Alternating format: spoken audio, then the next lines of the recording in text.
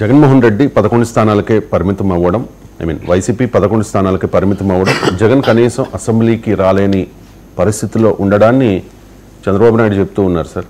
ఇది దేవుడు రాసిన స్క్రిప్ట్ అని చెప్పి రఘురామకృష్ణరాజుకు ఉప సభాపతిగా అవకాశం ఇచ్చిన నేపథ్యంలో ఒక కామెంట్ చేశారు సార్. ఆ రోజు జగన్ మిమ్మల్ని అంటే రఘురామకృష్ణరాజును నర్సాపురం లోక్సభ నియోజకవర్గానికి రాకుండా అడ్డుకున్నారు.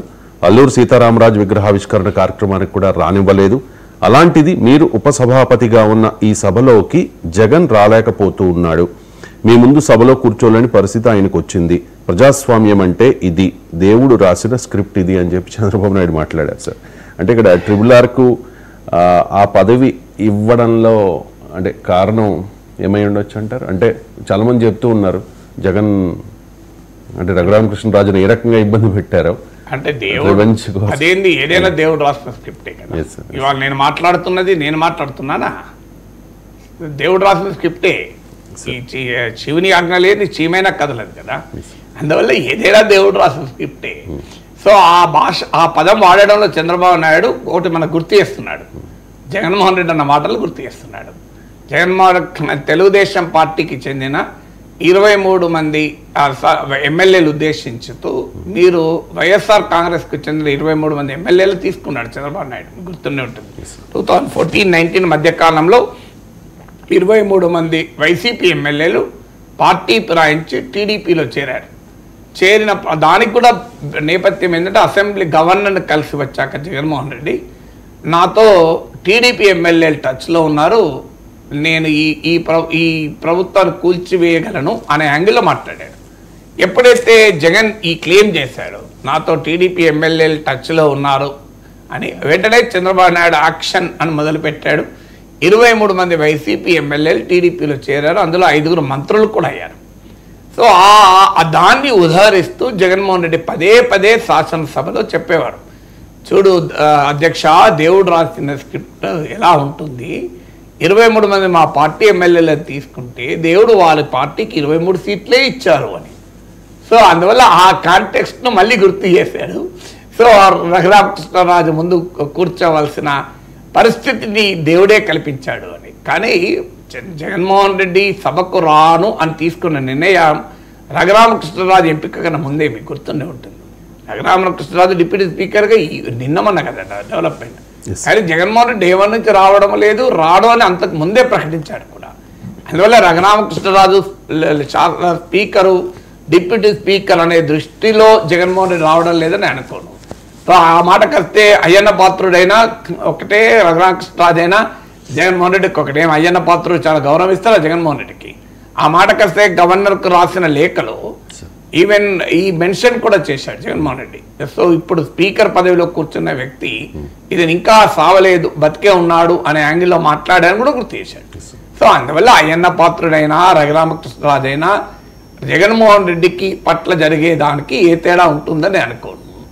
సో అందువల్ల ఆ పర్సనల్ డైమెన్షన్తో జగన్ దూరంగా ఉన్నాడు అనేది అనుకోను. అదే విషయంలో ఒక స్పీకర్ ఎంపిక ప్రతిపక్ష నేతను దృష్టిలో పెట్టుకుని ఎప్పుడు చేయకూడదు. ఒకవేళ చేశారని నేనేం అనడం లేదు.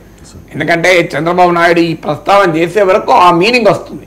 రఘురామకృష్ణరాజును జగన్మోహన్ రెడ్డిని అవమానించటానికే ఆ సీట్లో కూర్చుండా పెట్టారన్న మీనింగ్ అయితే వస్తుంది.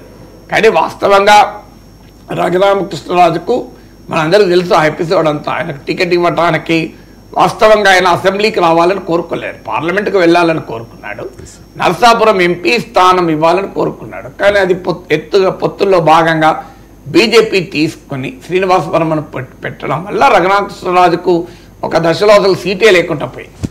కానీ పెద్ద ఎత్తున వైసీపీ వ్యతిరేక తెలుగుదేశం అనుకూల ఇకో సిస్టంలో తీవ్ర వ్యతిరేకత వచ్చింది. ఎందుకంటే రఘురామకృష్ణరాజు యాంటీ జగన్ ఐకాన్గా మారిపోయాడు. సో ఎప్పుడైతే జగన్ వ్యతిరేక సింబల్గా రఘురామకృష్ణరాజు ఉన్నాడు, సో రఘురామకృష్ణరాజుకు టికెట్ రాకుండా చేశారు.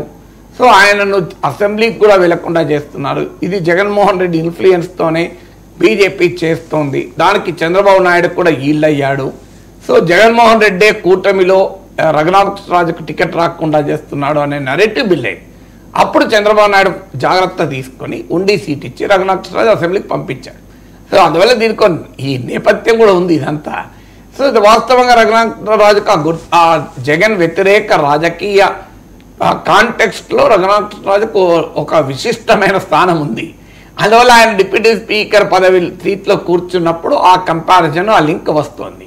కానీ సభలో ఉన్నప్పుడు వ్యక్తిగతంగా మనం ఎప్పుడూ తీసుకోకూడదు. రాజకీయ కక్షలకు సభ వేదిక కాకూడదు. అలా వేదిక జరిగింది కనుక ఇప్పటిదాకా మనం మాట్లాడుకుంటున్నది. చంద్రబాబు నాయుడు వ్యక్తిగతంగా అవమానించారు. చంద్రబాబు నాయుడు పై కసితో జగన్ వ్యవహరించారు. జగన్ పై కసితో చంద్రబాబు నాయుడు వ్యవహరిస్తే దేవుడి స్క్రిప్ట్లు మారుతూ ఉంటాయి. అందువల్ల అది ఆ పొరపాటు వీళ్ళు చేయకూడదు. చేస్తే ఇక దేవుడు చూసుకుంటాడు, మధ్యలో నాగేశ్వరి ఏం చేయగలరు. సో అందువల్ల దేవుడి స్క్రిప్ట్లు మారుతూ ఉంటాయి కదా.